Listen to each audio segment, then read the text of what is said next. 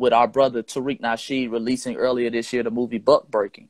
It's become a popular term that we're hearing a lot. A lot of people are seeing what they're doing to some of our brothers and sisters in the entertainment industry or around the world whenever they start speaking too much truth to power. You know, whenever they start getting a little too black, we see the buck breaking tradition comes back into play.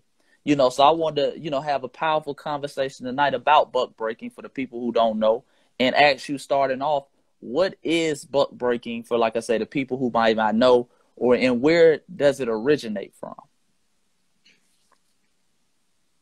From a psychological perspective, buck breaking is psychological and soulful rape. Rape is not about the sexual encounter or the mental encounter. It's about power.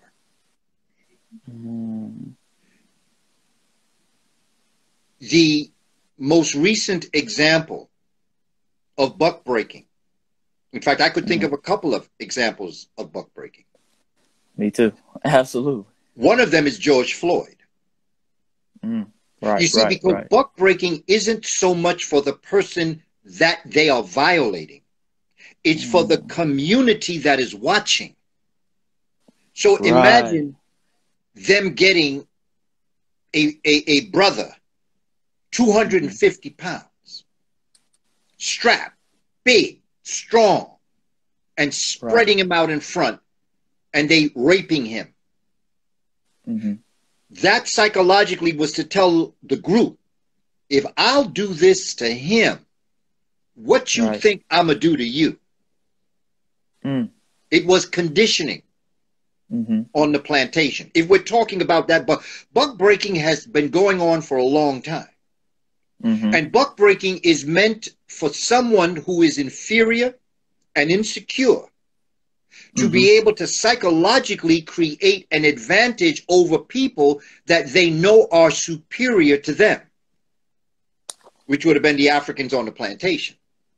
Absolutely. But it's not just a physical buck breaking. It's mental buck breaking. I know teachers in the New York City Board of Ed who broke their students by breaking them down. Right. Okay, by taking the toughest child in the class and breaking them down. So the children that are watching this are saying, wait a minute, if they would do that to Kwame, what I think they're going to do to me? Right. It was conditioning. Okay, and when that demon had his neck, had his knee on George Floyd's neck, and he was looking in the camera, that was buck breaking. But you know what was important about that is the buck breaker broke himself. Which is unusual. Very unusual. But all you need is one example. Right. And once you get that one example, you cannot buck break that way anymore. They try to. This whole idea of protecting the police, that's buck breaking. What they're telling you is, we can kill you and the policeman will go off.